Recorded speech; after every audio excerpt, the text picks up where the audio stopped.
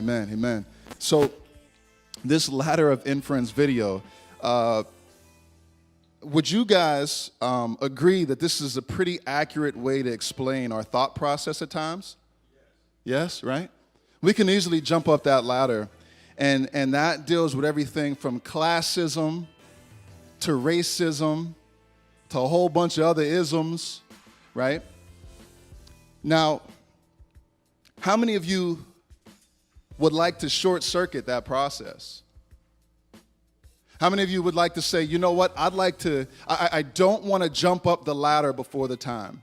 I don't want, and remember, this happens in an instant. You know, you could be walking down the street, right? And I was asking my wife about this. And you see 4 young black guys. A few got braids, one got a do-rag. All of their pants is hanging low. And maybe that purse gets clutched a little tighter, right? Maybe you think about, man, should I cross the street?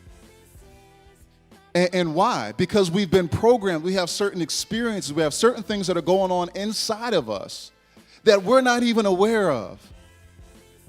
So it's time to figure out some of those things. I personally would like to short circuit this process. And I say this especially in my own home, with the people that are immediately around me. And so I believe that by following Jesus as our example, he shows us the way to respond rather than to react. So here we go. Man, I hope y'all invite me back after this. So we're gonna do an illustration, and I'm gonna show you a few pictures, and all I want you to do is just look at the picture and notice what happens in you. Because we would react and respond differently on the inside depending on the picture we see based on our experiences and our beliefs. Okay? Go ahead, you can show the first picture.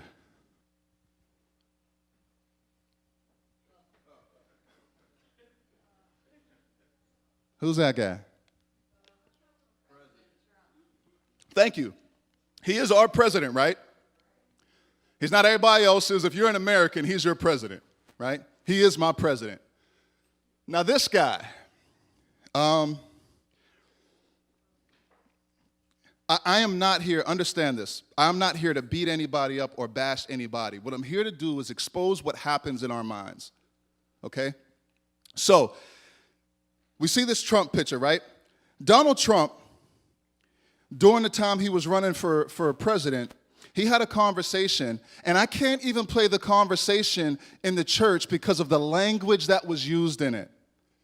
And in this conversation, he's talking to a guy, and honestly, you know, and I know he has everything he wants, right, as far as stuff is concerned and money.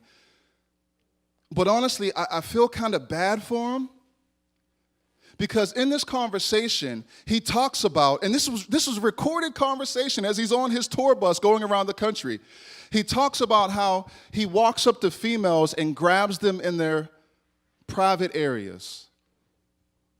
And he talks about this in a way like it's the macho thing to do, right? He's talking to his friend like, this is what's cool. This is what makes me a man. This is what shows the power that I have. Meanwhile, the guy is cracking up laughing, right? And so that in itself says something to me about this guy, not the president, but the man, all right?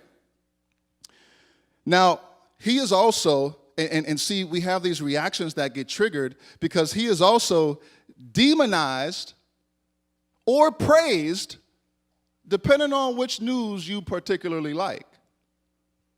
You got some channels that make him out to be Satan himself, and then you got some channels that make him out to be Jesus himself. You know? But then we run into another issue, because you may see somebody walking down the street with the Make America Great Again hat, and you equate that person to this person. You think immediately they subscribe to everything about this man. And so we have this, and it's as soon as you see the hat, you ain't thinking about it. It's jump up the ladder, right? Oh, man, that dude's a racist. That dude, man, he's a sexist. He's a this, he's a thatist. And you go on and on and on because this is what we're being programmed with. Now, our responsibility as believers is to pray for this man, yo. Right now, he is the man in leadership. We got a whole bunch of other Congress people that I don't agree with that be tripping. But the bottom line, our responsibility as believers to walk in obedience to Christ is to pray for these people. All right? So maybe your reaction was that of disgust, hatred, right? Or maybe it was that of support. This guy's doing great things, even though our gas is still above $3 a gallon. Dude, wait, you're the Republican, right? What? Okay. Anyway, so I'm going to go to another picture. Don't go yet. Once again, I just want you to notice your reaction when you see this other picture. Go ahead, babe.